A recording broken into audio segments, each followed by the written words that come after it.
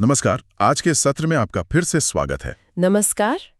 हम यहाँ समसामयिक घटनाओं की गहराई में उतर रहे हैं, खास तौर पर यूपीएससी की तैयारी करने वालों के लिए। हाँ, और आज हम 19 अक्टूबर 2025 की जो ज़रूरी खबरें हैं, उनके पहले भाग पर बात करेंगे। बिल्कुल। कोशिश यही रहेगी कि स्रोतों से सबसे अहम जानकारी निकालें जो परीक्षा के लिए काम की हों। और हो सकता है कुछ बातें हमने पहले भी डिस्कस की हों, तो एक तरह से रिवीजन भी हो जाएगा। सही कहा। तो चलिए बिना देर किए आज के पहले मुद्दे पर आते हैं। कच्छ की खाड़ी और डुगोंग। कुछ रिपोर्ट्स आई हैं जो इनके भविष्य पर चिंता जता रही हैं। क्या है ये पूरा मामला? जरा विस्तार से बताइए। हाँ, ये चिंताएं बिल्कुल जायज़ हैं। देखिए, कच्छ की खाड़ी ये गुजरात में जामनगर ज़िले के पास है। अरब सागर का एक हिस्सा है। ये कच्छ और काठियावाड़ प्रायद्वीप को अलग करती है। करीब 99 मील, मतलब काफ़ी लंबी है। और यहाँ 32 द्वीप हैं जिनके आसपास कोरल रीफ्स है, प्रवाल भित्तियां। अच्छा, कोरल रीफ्स भी हैं वहाँ? हाँ, और एक और खास बात है, यहाँ की टाइडल रेंज, मतलब ज्वार भाटा जो आता है ना, उसका उतार चढ़ाव बहुत ज्यादा है। ओके। इससे बहुत तेज धाराएं बनती हैं, करीब 4.5 मीटर प्रति सेकंड की। तो इसमें ज्वारीय ऊर्जा की भी बहुत क्षमता है। इंटरेस्टिंग। और खाड़ी के किनारे मड फ्लैट्स हैं, बीच बीच में छोटे द्वीप भी हैं। ये पूरा इलाका करीब 7300 वर्ग किलोमीटर का भारत के पश्चिमी तट पर सबसे ज्यादा, आप कह सकती हैं, उत्पादक और विविध समुद्री आवासों में से एक है। दक्षिणी तट पर मैंग्रोव्स है, जीवित मूंगे वाली प्रवाल भित्तियां हैं। उत्तरी तट पर भी मैंग्रोव्स काफी हैं। और हाँ, भारत का पहला समुद्री राष्ट्रीय उद्यान मलीन नेशनल पार्क, वो भी यही है। और ड्यूगोंग, जिन्हें लोग समुद्री गाय भी कहते हैं, इनकी स्थिति इतनी चिंताजनक क्यों हो गई है, खासकर यहाँ? हाँ, ड्यूगोंग, देखिए, ये भारत के समुद्री इकोसिस्टम में पाए जाने वाले अकेले शाकाहारी स्तनधारी हैं। दिखने में थोड़े सील और वेल जैसे लगते हैं, उनका मिक्सचर कह सकते हैं। अच्छा। ये इंडो पैसिफिक क्षेत्र में करीब 37 देशों में मिलते थे, पर अब कई जगहों से तो गायब ही हो गए हैं। भारत में ये मुख्य रूप से अंडमान निकोबार, मन्नार की खाड़ी, पाक खाड़ी और कच्छ की खाड़ी में मिलते हैं। गर्म पानी में, उथले पानी में। उथले पानी में क्यों? क्योंकि इनका खाना है समुद्री घास, हाँ। सी ग्रास बेड्स, और ये घास उथले पानी में ही मिलती है, तो इनका पूरा जीवन इसी पर निर्भर है। ओके। ये करीब 70 साल तक जी सकते हैं, लेकिन इनकी आबादी खतरे में है।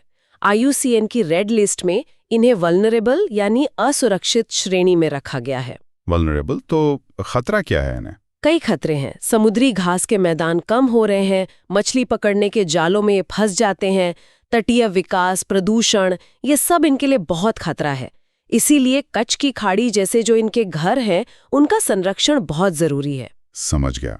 तो मतलब यूपीएससी के लिहाज से ये टॉपिक जैव विविधता, भारतीय भूगोल, संरक्षण के प्रयास और IUCN स्टेटस, इन सब को जोड़ता है। बिल्कुल। और समुद्री पारिस्थितिकी तंत्र का पूरा मुद्दा भी इससे जुड़ा है। सही। चलिए पर्यावरण से जुड़े एक और मामले पर आते हैं। राष्ट्रीय हरित अधिकरण NGT ने हिमाचल और हरियाणा के प्रदूषण नियंत्रण बोर्डों को एक निर्देश दिया है। हाँ, मैंने पढ़ा। मारकंडा नदी में औद्योगिक प्रदूषण पर रिपोर्ट मांगी है। हाँ, तो ये नदी प्रणाली और प्रदूषण का मुद्दा फिर से सामने है। इस नदी के बारे में कुछ बताइए। मारकंडा नदी असल में ये घग्गर नदी की एक सहायक नदी है। इसका एक ऐतिहासिक नाम भी है, अरुणा। अरुणा? हाँ, और कुछ लोग इसे पौराणिक सरस्वती नदी से भी जोड़कर देखते हैं। ये निकलती है हिमाचल प्रदेश के सिरमौर जिले से, नाहन के पास जो निचली शिवालिक पहाड़ियां हैं वहां से। ओके। फिर ये काला अम से बहती हुई हरियाणा में आती है और आखिर में इस्माइलाबाद के पास घग्गर में मिल जाती है। ये एक बरसाती नदी है, मतलब इसका बहाव मुख्य रूप से मानसून पर निर्भर करता है। सर्दियों और गर्मियों में पानी काफी कम हो जाता है, लेकिन मानसून में अचानक बढ़ जाता है। और इसका कोई सांस्कृतिक महत्व भी है? हाँ, बिल्कुल। इसके किनारे पर महर्षि मार्कंडेय को समर्पित एक प्रसिद्ध मंदिर है, मार्कंडेश्वर मंदिर। और इसकी कई सहायक नदियां भी हैं, जैसे बेगना, नखते, रण नदी, सालानी नाला वगैरह। तो NGT का ये निर्देश क्या दिखाता है? ये दिखाता है कि नदी में औद्योगिक प्रदूषण एक गंभीर समस्या है, खासकर तब जब नदी 2 राज्यों से होकर बह रही हो। तो जिम्मेदारी किसकी है, कैसे नियंत्रण हो, ये सब सवाल उठते हैं। हाँ, ये अंतर्राज्यीय पहलू इसे और जटिल बना देता है। तो यूपीएससी के लिए ये नदी प्रणाली, पर्यावरण प्रदूषण, एनजीटी की भूमिका और शक्तियां और अंतर्राज्यीय नदी मुद्दे, इन सब नजरियों से महत्वपूर्ण है। बिल्कुल सही। चलिए अब भूगोल में थोड़ा और आगे बढ़ते हैं, पृथ्वी की अंदरूनी हलचलों की तरफ। इंडोनेशिया से खबर है माउंट लेवोटुबी हाकीलाकी ज्वालामुखी फटा है। हाँ, और काफी जोरदार। राख का गुबार 10 किलोमीटर ऊपर तक गया। 10 किलोमीटर? ये तो बहुत ज्यादा है। ये इलाका वैसे भी काफी सक्रिय है ना? हाँ, रिंग ऑफ फायर वाला पर है। और जैसा आपने कहा, ये पैसिफिक रिंग ऑफ फायर पर ही है। मतलब वो पूरा क्षेत्र जहाँ बहुत सारे ज्वालामुखी और भूकंप आते रहते हैं। लेवोटोबी खुद भी वहां के सबसे सक्रिय ज्वालामुखियों में से एक है। इसकी 2 चोटियां हैं। जुड़वा ज्वालामुखी है ये। 2 चोटियां? हाँ, एक है लेवोटोबी लाकी, जिसका मतलब है पुरुष। ये 1584 मीटर ऊंची है।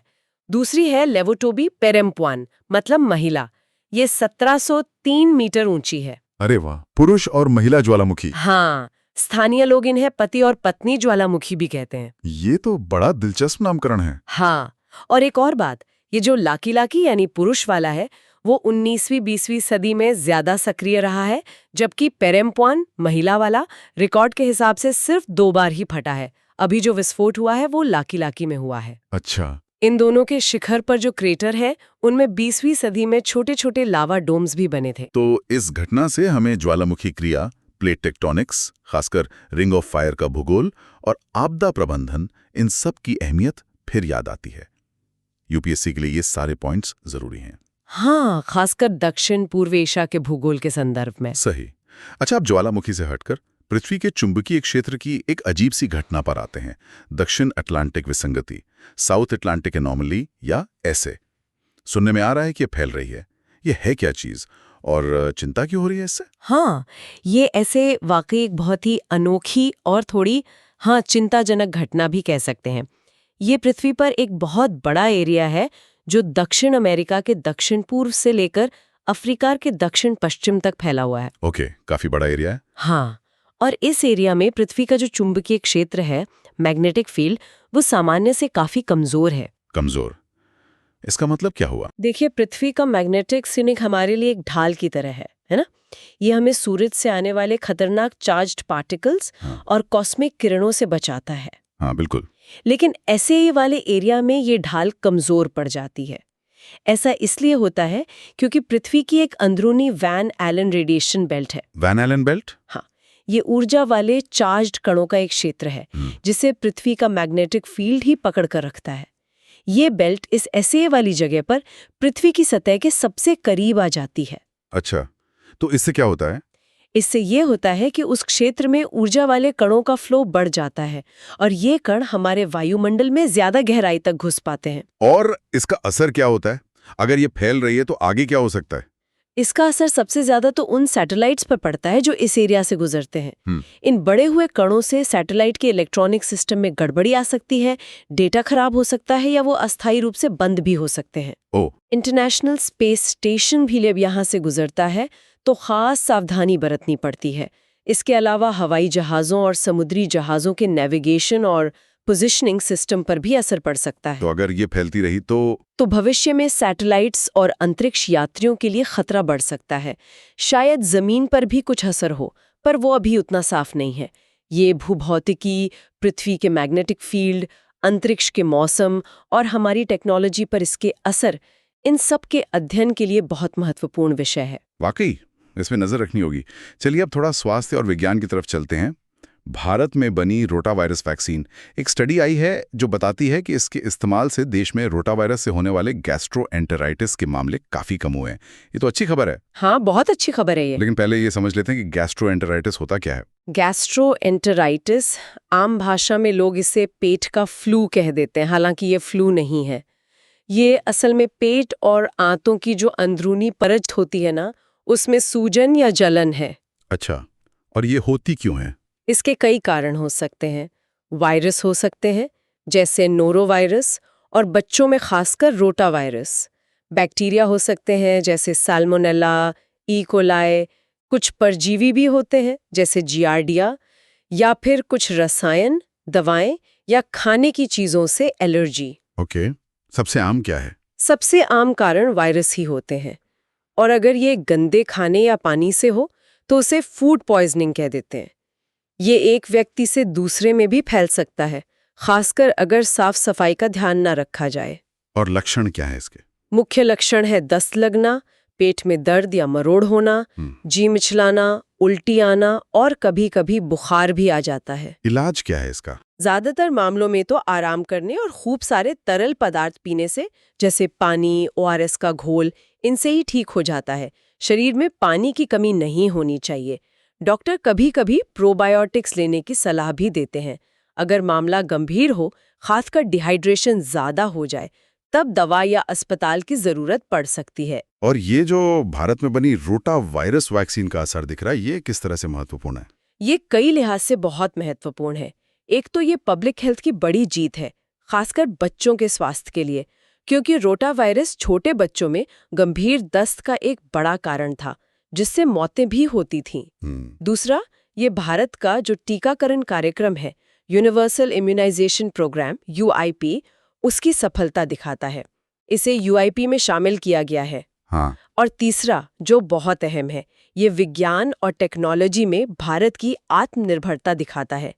एक स्वदेशी वैक्सीन जो भारत में ही बनी, उसका इतने बड़े पैमाने पर सफल होना, ये वाकई गर्व की बात है। बिल्कुल। ये दिखाता है कि भारत न केवल अपनी स्वास्थ्य जरूरतें पूरी कर सकता है, बल्कि दुनिया के स्वास्थ्य में भी योगदान दे सकता है।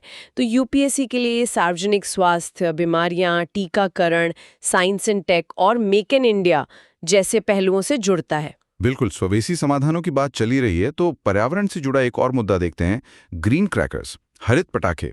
सुप्रीम कोर्ट ने दिल्ली NCR में फिर से कहा है कि सिर्फ ग्रीन पटाखे ही चलाए जा सकते हैं। हाँ, ये हर साल दिवाली के आसपास मुद्दा उठता है। तो ये पारंपरिक पटाखों से अलग कैसे हैं? क्या ये वाकई में समाधान है? देखिए, ये ग्रीन क्रैकर्स भारत सरकार की संस्था है CSIR नीरी, यानी council of scientific and industrial research, national environmental engineering research institute, उन्होंने विकसित किए हैं। अच्छा, CSIR नीरी ने? हाँ, जब 2017 में सुप्रीम कोर्ट ने पारंपरिक पटाखों पर बैन लगाया था, उसके बाद इन्हें तैयार किया गया। 3 तरह के हैं मुख्य रूप से, स्व, स्टार और सफाल। ये अलग कैसे हैं बनाने में? इनको बनाने का तरीका थोड़ा अलग है। जैसे इनका शेल साइज छोटा होता है, इनमें राख का इस्तेमाल नहीं होता, कच्चा माल कम लगता है और कुछ ऐसे एडिटिव्स डाले जाते हैं जो धूल को दबाते हैं। और सबसे जरूरी बात, इनमें बेरियम नाइट्रेट जैसे जो हानिकारक केमिकल्स होते हैं ना, वो नहीं होते। एल्यूमिनियम और सल्फर की मात्रा भी बहुत कम कर दी गई है। तो क्या इनसे प्रदूषण बिल्कुल नहीं होता? एकदम सेफ है? नहीं, देखिए, ऐसा नहीं है। ये पारंपरिक पटाखों की तुलना में कम प्रदूषण करते हैं, पर प्रदूषण तो इनसे भी होता है। दावा ये किया जाता है कि ये particulate matter PM, sulphur dioxide SO2 और नाइट्रोजन ऑक्साइड NOx का उत्सर्जन करीब 30% तक कम करते हैं। ओके, 30% कम? हाँ, और आवाज लगभग उतनी ही होती है जितनी पारंपरिक पटाखों की, करीब 100-120 डेसिबल। तो ये एक तरह से कम हानिकारक विकल्प है, शून्य प्रदूषण वाले नहीं है। और इनकी पहचान कैसे होती है? इनकी पैकेजिंग पर एक खास ग्रीन लोगो होता है और एक QR कोड होता है। उसे स्कैन करके पता लगा सकते हैं कि ये असली ग्रीन क्रैकर्स है या नहीं। तो ये पर्यावरण, प्रदूषण नियंत्रण, सुप्रीम कोर्ट के फैसले और तकनीकी से समाधान ढूंढने की कोशिश, इन सब लिहाज से एक महत्वपूर्ण केस स्टडी है। हाँ बिल्कुल, लेकिन इनका रेगुलेशन ठीक से हो और लोग जागरूक हों, ये अभी भी एक चुनौती है। सही कहा, ये संतुलन बनाने की कोशिश है परंपरा और पर्यावरण के बीच। अच्छा, अब थोड़ा अंतर्राष्ट्रीय संगठनों और व्यापार की तरफ चलते हैं। UPOV यानी पौधों की नई किस्मों के संरक्षण के लिए अंतर्राष्ट्रीय संघ। एक रिपोर्ट आई है जो कह रही है कि जो मुक्त व्यापार समझौते हो रहे हैं FTAs, वो देशों पर दबाव डाल रहे हैं कि वो 1991 के UPOV कन्वेंशन के मानक अपनाएं। ये UPOV है क्या और भारत का इससे क्या लेना देना है? UPOV, हाँ, इसका पूरा नाम है यूनियन इंटरनेशनल पुर ला प्रोटेक्शन des Hortensia vegetale।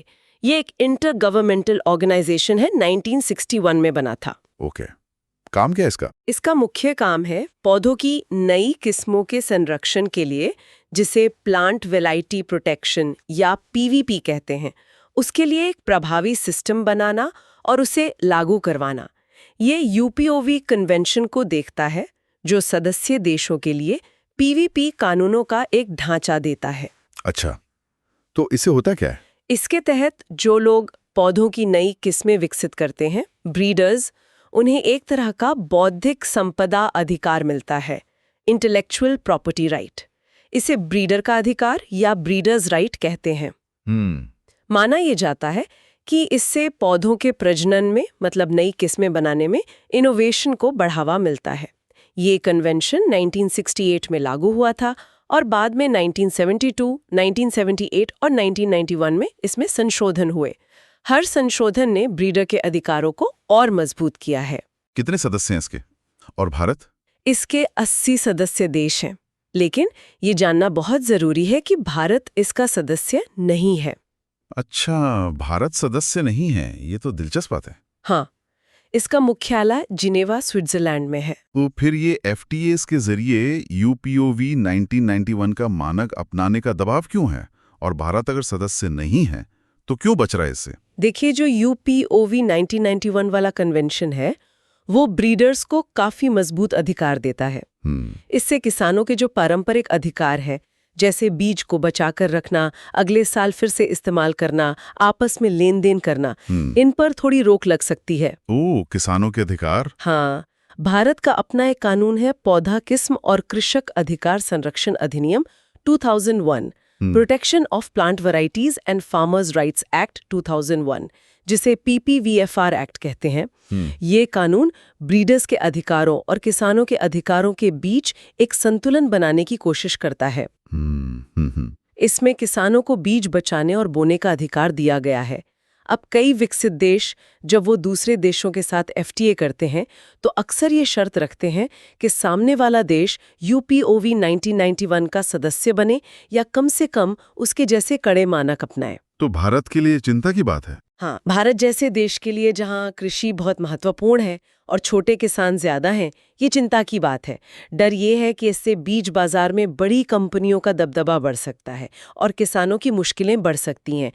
तो ये पूरा मुद्दा अंतर्राष्ट्रीय संगठनों, IPR, कृषि नीतियों, किसान अधिकारों और व्यापार समझौतों के बीच जो जटिल रिश्ते हैं, उनको दिखाता है।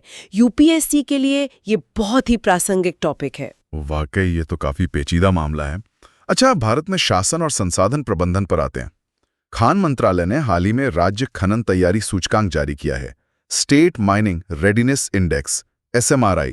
ये क्या बताता है सूचकांक? ये सूचकांक जिसे खान मंत्रालय जारी करता है, ये एक तरह का टूल है।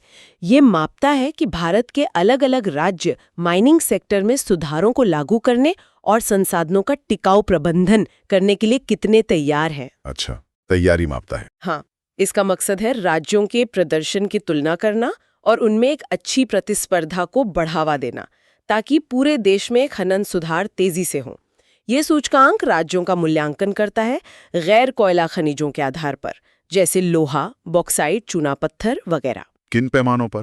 कई पैमाने हैं, जैसे नीलामी में उनका प्रदर्शन कैसा रहा, खदानों को कितनी जल्दी चालू किया गया, नई खनिजों की खोज पर कितना ध्यान दिया, और सबसे जरूरी सस्टेनेबल माइनिंग प्रैक्टिसेस यानी टिकाऊ खनन तरीकों को कितना अपनाया गया। और राज्यों को रैंक भी किया गया होगा। हाँ, राज्यों को उनके खनिज भंडार के हिसाब से 3 श्रेणियों में बांटा गया है, A, B और C।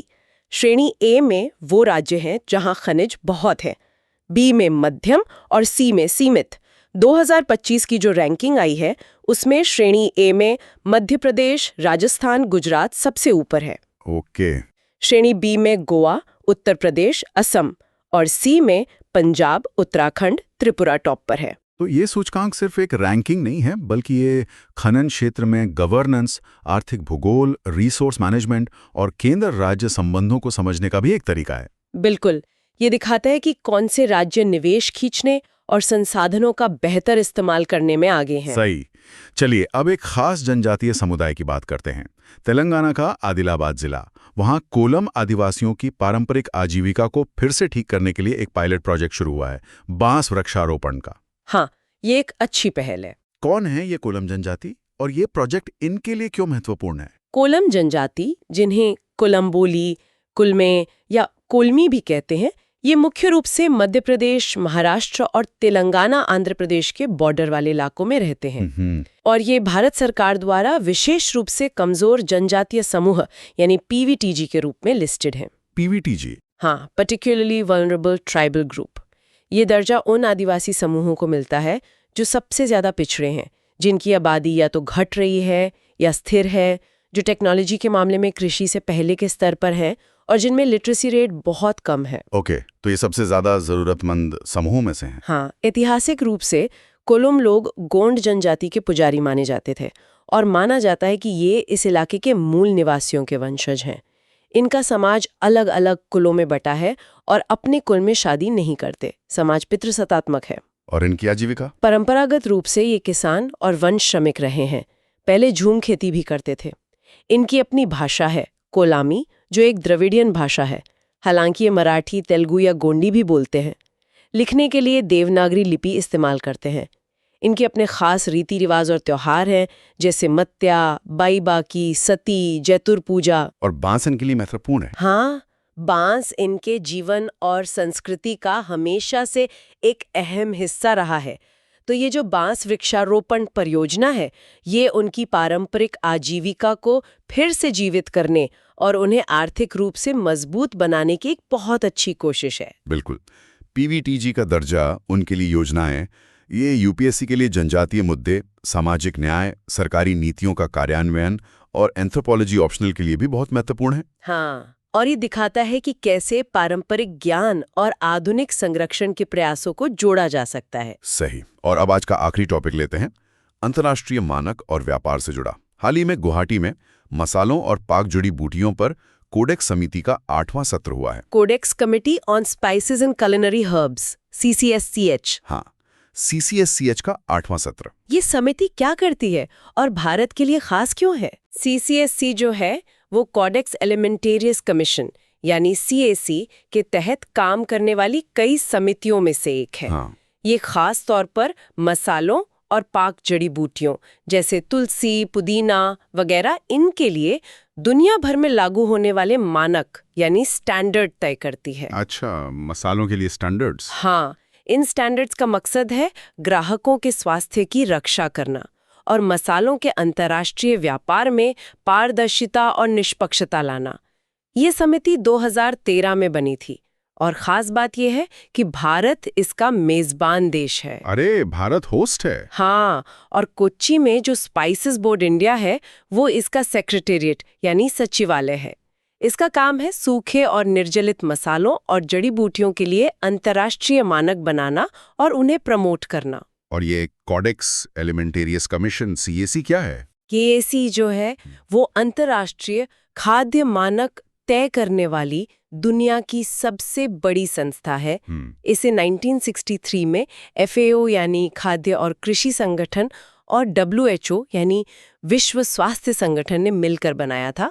इसका हेडक्वार्टर रोम में है और इसके 189 सदस्य देश हैं।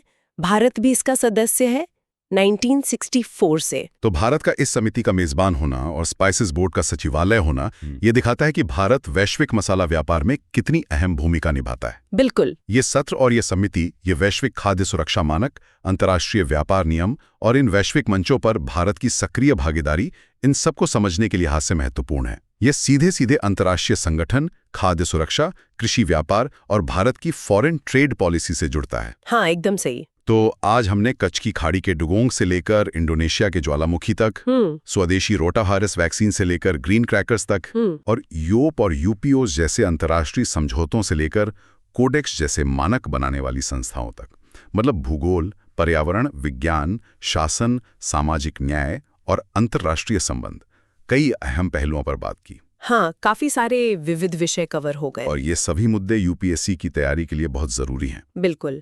और इन सब चर्चाओं से एक बड़ा सवाल ये भी उठता है कि भारत अपनी विकास की ज़रूरतों, अपनी स्वदेशी तकनीकों और ज़रूरतों जैसे ग्रीन क्रैकर्स या आदिवासियों की पारंपरिक आजीविका और जो वैश्विक मानक हैं, समझौते हैं, पर्यावरणीय जिम्मेदारियां हैं जैसे कोडेक्स या UPO का दबाव या जलवायु परिवर्तन, इन सब के बीच संतुलन कैसे बनाएगा? ये वाकई एक सोचने वाला सवाल है। ये एक लगातार चलने वाला मंथन है जिस पर ध्यान देना होगा। निश्चित रूप से। तो आज की इस चर्चा पर जरूर सोचिएगा और याद रखिएगा, ये 19 अक्टूबर 2025 की समसामयिक घटनाओं का पहला भाग था। हाँ, भाग 2 भी जल्द आएगा। ऐसी ही और ज्ञानवर्धक चर्चाओं के लिए हमें लाइक और सब्सक्राइब करना ना भूलें। सुनने के लिए बहुत बहुत धन्यवाद। धन्यवाद।